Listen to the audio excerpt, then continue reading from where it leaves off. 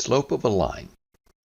If we want to find the slope of a line, we can use the slope formula m equals y2 minus y1 divided by x2 minus x1.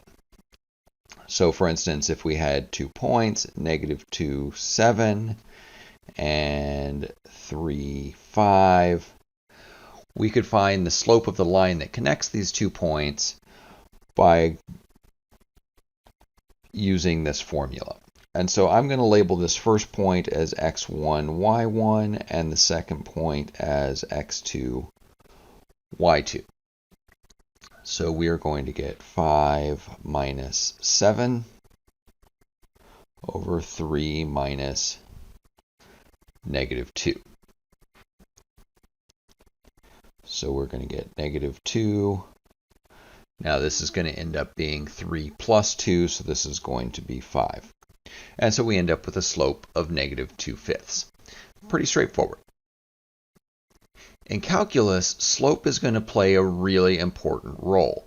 And most of the time, we're going to be finding slopes that are going to be coming from a function. So we're going to be finding the slope of 2 points that are on a function. And so in this case, we're not going to be necessarily given the y values. We're going to have to find the y values ourselves.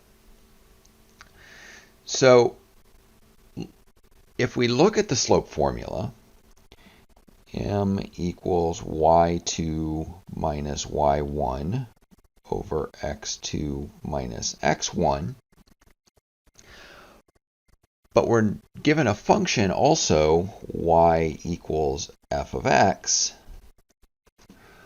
Well, we're going to be able to find the y values by plugging in the x values. And then this formula will become f of x2 minus f of x1 over x2 minus x1.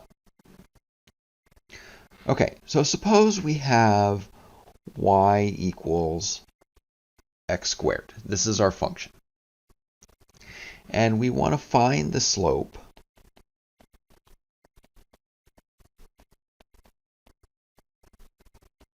of the secant line. And a secant line is just the name of a line that connects 2 points on a curve. So find the slope of the secant line between x equals 3 and x equals 9. Okay, so the slope is going to be f of 9 minus f of 3 over 9 minus 3. And we're going to think of this as f of x equals x squared, because y and f of x are very often interchangeable with each other. Okay, and so f of 9 is going to be 9 squared.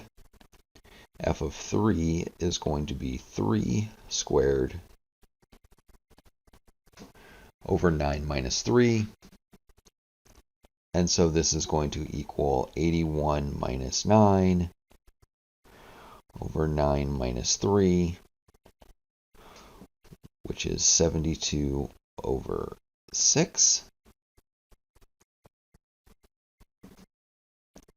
And 72 divided by 6 is 12. And so we end up with our slope being 12.